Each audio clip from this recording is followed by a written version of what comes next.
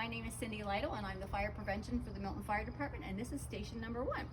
This year we're doing a video because we just can't get into the school districts to show the kids what fire prevention and everything is all about. So we're doing a welcome to the fire station.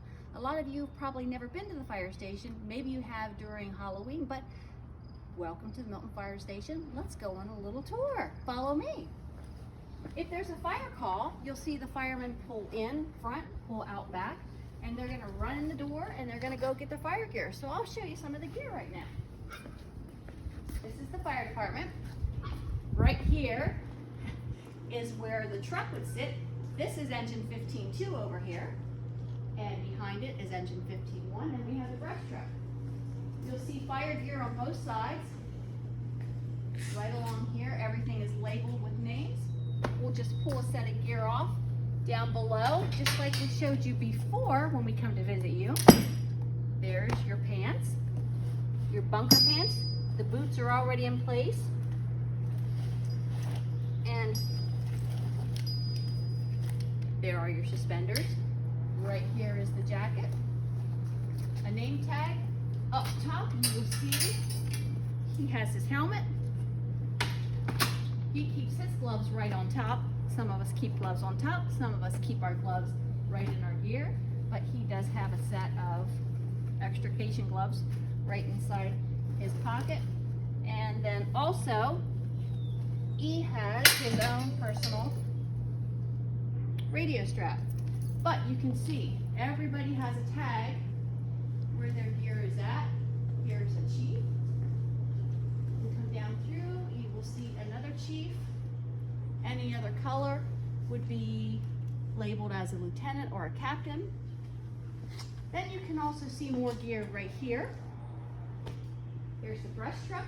So if there is a field fire, woods fire, brush, grass fire, you'll see we'll take that to the scene. Now you're gonna ask, if our gear gets dirty, do we wash them? We can't use just a regular washing machine like you have at home. Right here we have a commercial washing machine.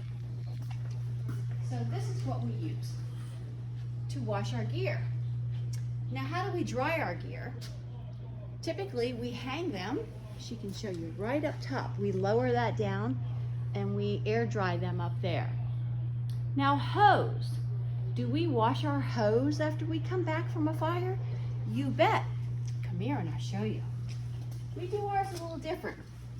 We do have a hose washer, but here we don't have a hose dryer. We hang our hose. So, inside here, and I'll turn the light on and she can show you. Up top, we have to climb and we have to hoist the hose all the way up top, and it hangs for a couple days and it actually air dries. That is tall. But that's how we dry our hose here at the Milton Fire Department. We lift it way up there into the tower. That's what we call our hose tower. So we have a lot of members here at the Milton Fire Department, and we're hoping in the next couple years we're able to build another facility. So I can even show you some more gear over on the other side, as we are running out of space. As we walk from between the two engines, you can see up and down both sides there is a lot of gear, and we wear black here. You'll see some yellow, but we wear mostly black. And for instance, here's my gear. Most of the gear will have our names across the bottom. Our number 15, our indicator that we are Milton. That way if we're in a building and a flashlight goes across it, we'll be able to identify who we are. Our ID tags. When we jump on the piece of equipment, we will tag in. We will also tag in to the job that we are going to do on that piece of equipment. And when we enter the building, we will drop our ID tag at the door so that the officer in charge will know that we are in that building. When we come out of that burning building, we pick that ID tag up so they know we safely came out. Some of us have our own masks. I do, only because I have a little bit of a smaller face and I need a better seal. So let's go outside and see the truck. because this year we just can't get into the schools, the nurseries, the preschools to see all of you. And typically we would bring a piece of equipment there so that you could at least go through it. This is the engine. We normally bring this to you and we let the kiddos sit in it. And they look at the flashlights, they look at the air packs. But with the circumstances right now, we just don't have the ability to do that. And we want to be safe. So outside here is the truck.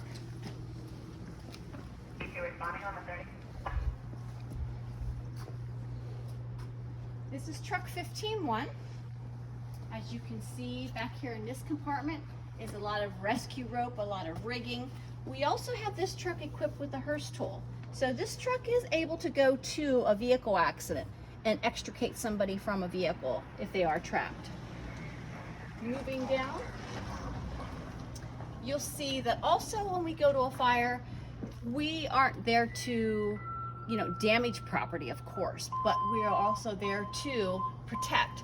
So when we go into a building, if we have the ability to throw a runner down so that we're not dirtying things as we go into somebody's house, or throw salvage covers down, because water and smoke can really damage a lot of your personal property, we'll throw these down and try and protect as much as possible. In all these little compartments, these are not where you fill the truck with gas. You're going to see a lot of air cylinders. We go through a lot of these if it's a working fire and this truck is on the scene. Here again, a lot more air cylinders. There are SCBAs. Tools. If I swing this door wide open, you're going to see even more hand tools. Every firefighter should have at least a hand tool in their hand when they're going into a structure. Pop that open. There again. Look at that. Another cylinder. Depending on what a fireman is doing in a structure and how he's working, he could blow through one of those in less than 30 minutes. Lighting. If it's nighttime, it's dark and you need some more scene lighting. Fans. A lot of burnt food, a lot of smoke. More hand tools. This one we use often when we go to see the kids. They can hold this one. So I'm sure a lot of the kids at the schools and the daycares and the preschools, you've seen this one before, haven't you? Sure you have.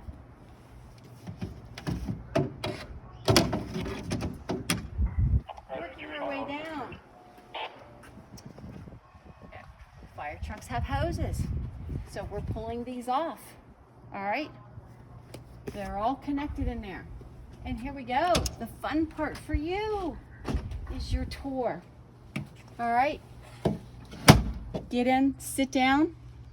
Remember I told you our air packs are like backpacks for you. Yours are filled with books, ours are filled with what?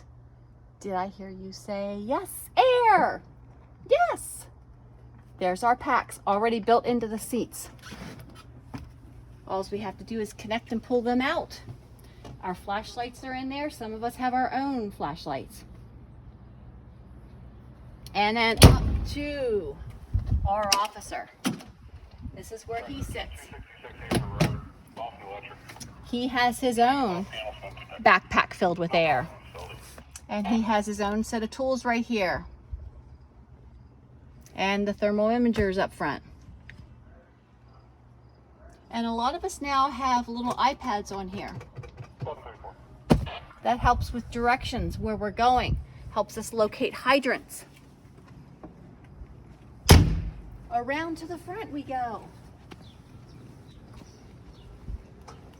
Up front we can deploy hose off the bumper. If we're going to, like, even a simple car fire, can pull it right off the bumper.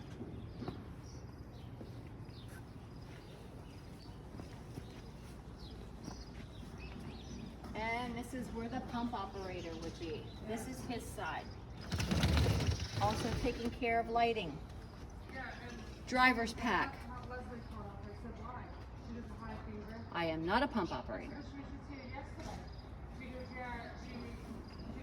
Another fan. More nozzles if needed. Down to the saws. One of the jobs of this truck is to put this up on the roof and to cut ventilation holes. So here you have your K-saws, okay? Big heavy duty roof saws. Guess what's in here? What did you say? Yes, look at that. Exactly. Oh, you kids are so smart. Oh, what do you think's in here? What? Nope. That is the gas can. Yes. And here you have your chainsaws. Aren't these pretty? They're purple. They're called high-rise packs. Yep. So say if any of you are familiar with the Manor that's downtown across from CVS, okay? They actually have pre-connects down there. We can carry these in and pre-connect and into the nozzles down there at the Manor. And of course, these will flip down then to your steps to get up. So let's walk on back in here because, oh, let me show you one more thing. Oh, what do you think's in here? Ladders. Look at all the ladders. Yeah, okay? And more pike poles. Yeah, and of course back here is your operations for the outriggers.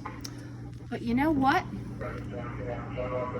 To end the video, I think that I hear somebody very special. Wayne, do you hear somebody? I don't know, Cindy. I think there's somebody. I think there's somebody here to see you, kids. Is this? Who is that? Who is Fred is here to see you. Who is that? Wayne? Fred, are you giving Cindy a smile? Are you going to say hi to the kids? Say hi to the kids, Fred. You going to say hi? Come here, Fred. Fred, give me a hug. Give me a hug. Fred wants you to know that he misses you, and he wishes that he could get to the schools, the daycares, and the preschools too. Right, Fred? Yes. Fred said yes. So we want you to take good care of yourself, and hopefully next year we will be out there to see you. Okay? So stay safe. Check your smoke detectors.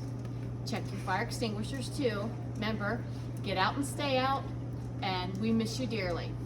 Have fun. Bye from the Milton Fire Department.